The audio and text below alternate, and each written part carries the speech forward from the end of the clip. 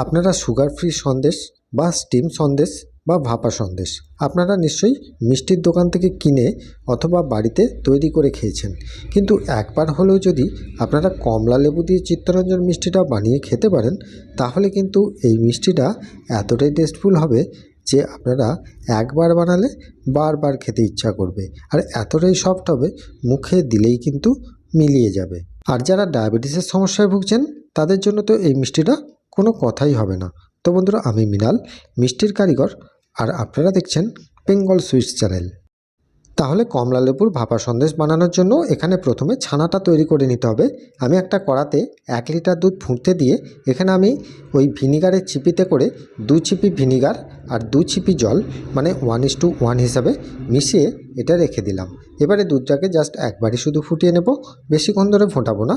একবার ফুটে গেলেই অফ করে দিয়ে গ্যাসের ফ্লেমটিকে অফ করে দিয়ে এই ভিনিগার মিশ্রিত জলটিকে আমরা একবার করে 3 থেকে 4 বার কিন্তু আমরা দেব, আর আস্তে আস্তে ছানাটিকে কাটিয়ে নেব, কারণ ছানাটিকে কিন্তু একটু নরম ধাতের ছানা তৈরি করতে হবে। তো বন্ধুরা, নরম ধাতের ছানাটা কি সেটা আমি ভিডিওর ভেতরেই বলে দেবো। আর এখানে দেখুন ছানাটা কিন্তু আমার সুন্দরভাবে কেটে গেছে। আর এই ছানাটি যখন দেখবেন যে ছানা আর জল যখন সম্পূর্ণ আলাদা হয়ে যাচ্ছে, তখনই বুঝতে পারবেন যে ছানাটা এখানে সম্পূর্ণ কেটে গেছে। আর এখানে গরম অবস্থায় কিছুক্ষণ আপনারা রাখবেন, তারপরে 1 থেকে 2 মিনিট পর এটাকে একটা সুতির গামছায় করে একটু ভিজিয়ে নিয়ে ওইখানে আপনারা ঢেলে এটাকে ছেঁকে নেবেন। ছেঁকে নেওয়ার পর এর এক্সেস জলটাকে বার করে নেবেন। বার করে নেওয়ার পর যেহেতু ভিনিগারের টক গন্ধটা থাকতে পারে, সেজন্য অল্প একটু জল দিয়ে এইভাবে ছানাটিকে একটু ধুয়ে নিতে হবে। আর ছানাটি ধুয়ে নিয়ে এই জলের মধ্যে যদি আপনারা 1 থেকে 1.5 মিনিট রেখে দেন, তাহলে ছানাটা কিন্তু অনেকটা ঠান্ডা হয়ে যাবে। এবারে ওই ঠান্ডা ছানাটিকে হাতে করে এইভাবে ছানার গামছাটিকে যদি আপনারা প্রেসার দেন, আর দেখবেন জলটা পড়তে পড়তে যখন ফোঁটায় ফোঁটায় পড়ে বন্ধ হয়ে যাচ্ছে, তখনই বুঝবেন যে ছানাটা আমাদের সম্পূর্ণ চাক হয়ে গেছে। এবারে দেখুন, কমলা লেবুর ভাপা সন্দেশ বানানোর জন্য এখানে কিন্তু 2 পিস কমলা লেবু আপনাদের নিতে হবে। আর এই 2 পিস কমলা লেবুটিকে খুব সুন্দরভাবে ছাড়িয়ে এর গায়ে দেখবেন এরকম একটা সাদা সাদা রুঁয়োর মতো থাকে, সেগুলোকে পরিষ্কার করে নিতে হবে। এবারে একটা ছাঁকনির মধ্যে এই কমলা লেবুগুলোকে একটা একটা করে দিয়ে এইভাবে এর থেকে যে রসটা আছে সেই রসটাকে আমরা বের করে নেব। এইভাবে চাপ দেবেন। তবে এখানে আমি একটা কথা বলে রাখি, আপনারা যখন রসটা বার করবেন খুব বেশি টেপাটিপি করবেন না, তাহলে কিন্তু রসটা তেঁতো হয়ে যেতে পারে। সাধারণত আমার 2টো লেবু থেকে 1 কাপের মতো আমি কিন্তু রসটা বার করে নিয়েছি। এবারে দেখুন ছানাটি আমাদের সুন্দর একটু শক্ত করে জাঁক করবেন, কিন্তু খুব নরম রাখলে হবে না, কারণ ওই কমলা লেবুর রসটা মেশালে এটা কিন্তু নরম হয়ে যেতে পারে। এবারে দেখুন এখানে সুগার ফ্রি সন্দেশ বানানোর জন্য এখানে আমি 1 চামচের মতো চিনি দিলাম।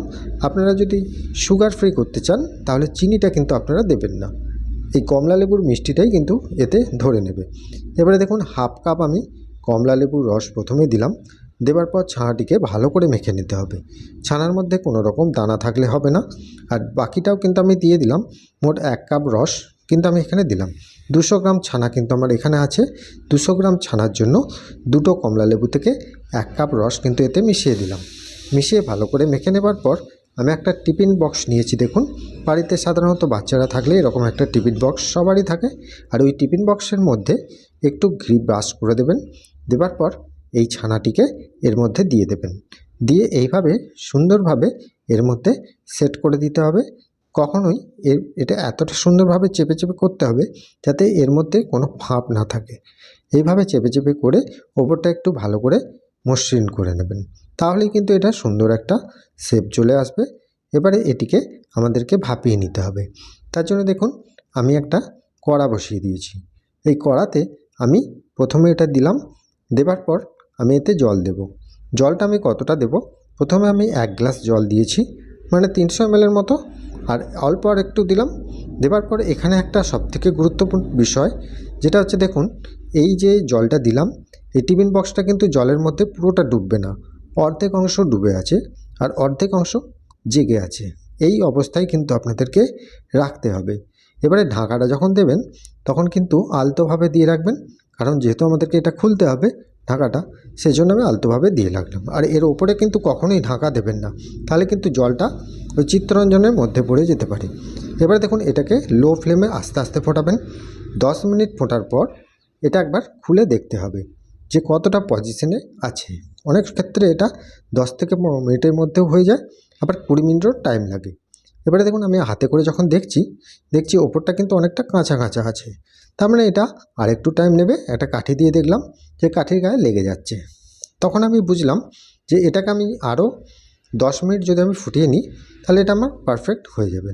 এবারে কিন্তু আরও 18 মিনিট মোট আমার টাইম লাগলো এখানে। 18 মিনিট পর আমি এটাকে খুললাম। খোলার পর হাতে নিয়ে আমি দেখছি যে ওপরের মাথাটা কিন্তু একটু শক্ত শক্ত ফিল হচ্ছে, আর কাঠিটা যখন ঢোকাচ্ছি কাঠিটাও কিন্তু অনেকটা শক্ত লাগছে, বা এই কাঠির গায়েও লাগছে না। তখন আমি কি করলাম যে এটিকে ওপর থেকে ঢাকাটা দিয়ে গ্যাসের ফ্লেমটিকে আমি অফ করে দিয়ে এটাকে জলের মধ্যে বসিয়ে রেখে সম্পূর্ণ ঠান্ডা করে নিলাম। এবারে এই ঠান্ডা করে নেওয়ার পর এটাকে আমি ফ্রিজে রেখে দেবো, আর 1 থেকে 2 ঘন্টা পর ফ্রিজে রেখে দেওয়ার পর এটাকে আপনাদেরকে পিস তৈরি করে নিতে হবে। এবারে দেখুন এটা ঠান্ডা হয়ে যাবার পর এটিকে আমি বার করলাম। বার করে নিয়ে এটাকে আমি পিস তৈরি করার কাজে লাগাবো। তার জন্য দেখুন এখানে প্রথমে একটা প্রসেস আছে।